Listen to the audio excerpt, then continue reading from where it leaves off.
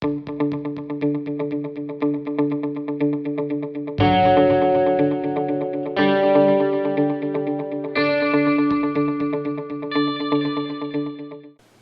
guys, Rick Dem here with Holy Moly Outdoors. Got a great tutorial today on how to make up a no-pour jig.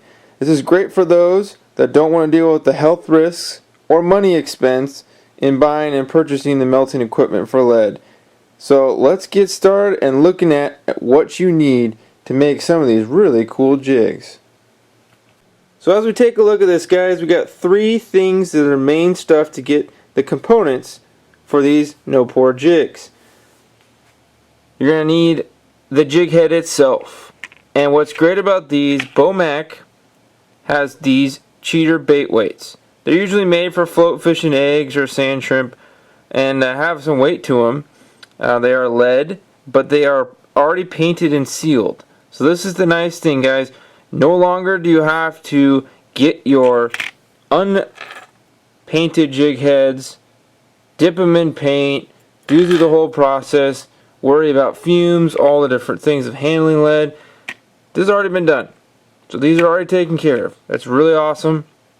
Come in a couple sizes, but for these purposes, for the no pours, I like using the size 14, which is more like a 16th ounce jig head, and size 12 is more like an 8.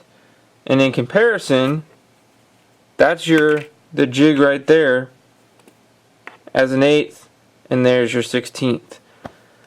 And basically what we're doing, guys, is we're going to take these and create them on our jig heads. You will then need, as the second thing, these pins.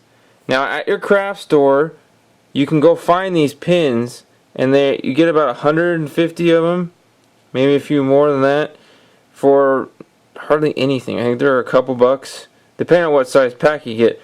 But you want the nail heads that are the big, round, fat ones, because this then gives you the opportunity to hold tight to the jig head and keep it secure. So you want the pins, and lastly you need a jig hook. Now for steelhead fishing, this is kind of what we're going through right now at December time. I'm usually sticking around a couple sizes and manufacturers for my own liking, but really it's up to you. You can go different sizes if you're doing salmon, but for these purposes, I got three brands that I like here. The Mustad, which is going to be your bottom one. Gamakatsu size 1 is the red here. And Spirit River makes this little jig hook that I have fallen in love with for these small profile jigs.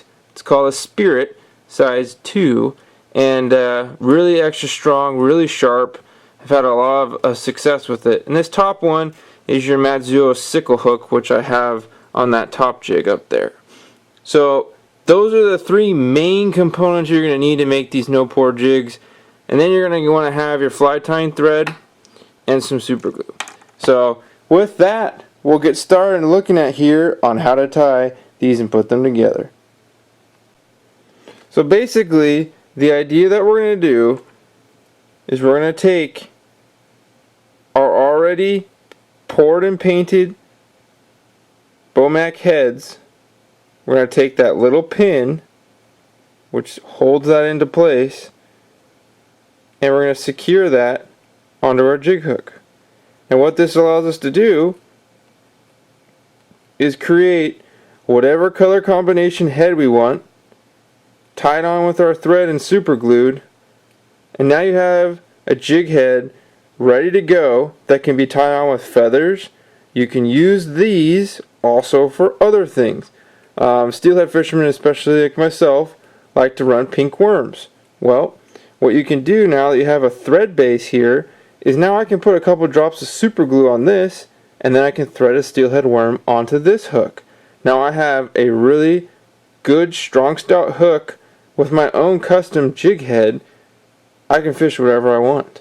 So it provides really a vast majority and variety of ways you can do different things. Now here's the 1/8 ounce jig head size on one of those Matsuo size hooks, and what I like about these, it gives more of a shrimp profile with this combination I got here. From glow in the dark heads, it doesn't really matter which what you want to do, it's all custom. So it's what really creates the fun side here of steelhead fishing. It's all up to your own imagination. But for the purposes of this, what we're going to do, I'm going to use we'll actually go with that small one again. So the Spirit River jig head, hook, we're going to set this in our vise. Okay?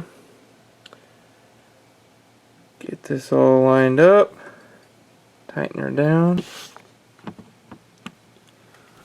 Alright, now that we got the hook in the vise, like I said, we're going to take our thread here. I'm going to pull this out of the way. So we're going to wrap our thread and secure this on the jig head itself. Make a nice layer of thread all the way down to just about the bend of the hook. And we'll take our scissors here. Put the excess off. Now we got our pin out of our container here. We got our bait weight. Now there are two ways you can put these on, which is really neat because you can create a different profile look. If I put the point towards the end of the pin, this is going to create a pointed jig head, which tapers out.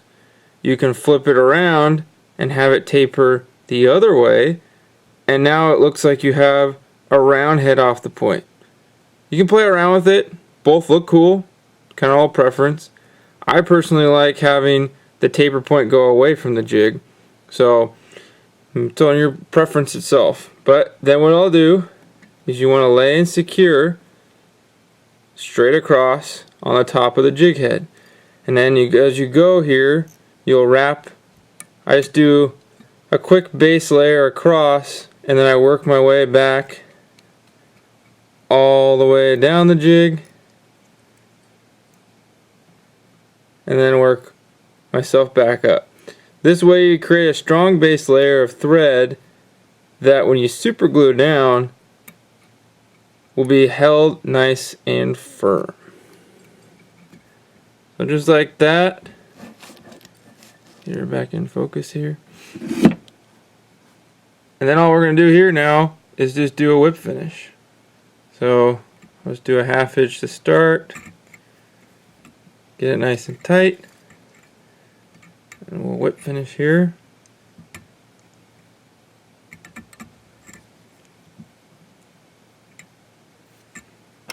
Take the excess, trim it down. And that pin now will hold that on there. Now it's just all dependent. I didn't get it all the way tight, but you can also secure it. So that's it. You now have, with a couple drops of super glue, to secure this head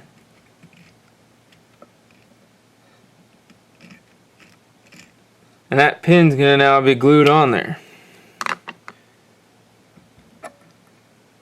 Just like that. Really easy to do, and the beauty of this then becomes just hang it to dry. Now let's say, alright, Rick, I want to make another one. Now I got my Matsuo sickle hook secured in the vise. Gonna pull out another pin. Gonna grab one of the 1/8 ounce size heads. I like to call this one the sand shrimp color. Sure looks like it. Now again, it's all based on how you want it to taper. So I can flip it around. Of late, I like the aerodynamics better, the way they fish in the water, by having the end of the pin on the tapered end. So we'll go again here. Get our thread started at the top.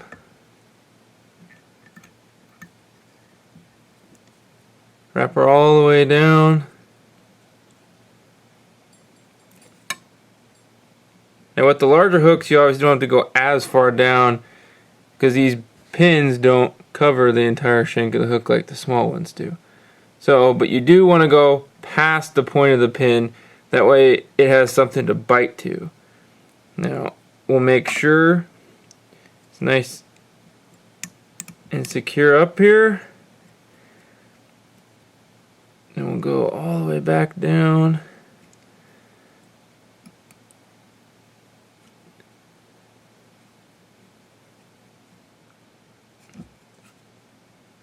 Do one last layer, crisscrossing wraps.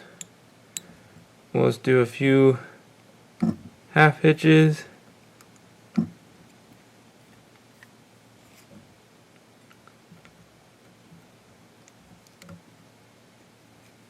So whip finish there. Take your scissors, cut it down.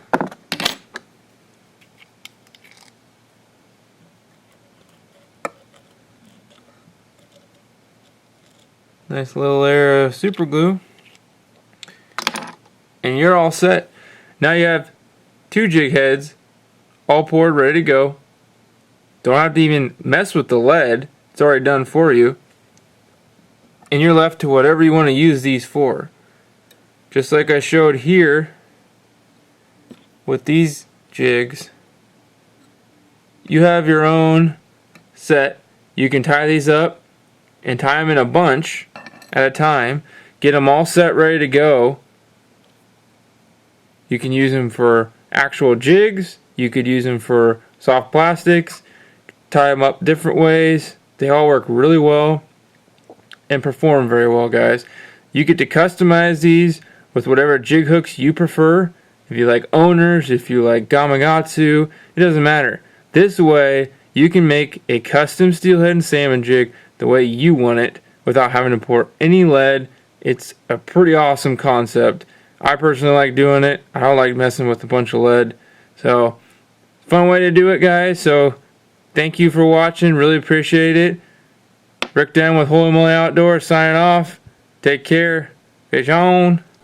Hey guys, thanks for watching today. Hope you really enjoyed this video and learned a lot. This is Rick Denham with Holy Moly Outdoors signing off. If you want to see more, please like and subscribe my channel and take a look at the videos playing above.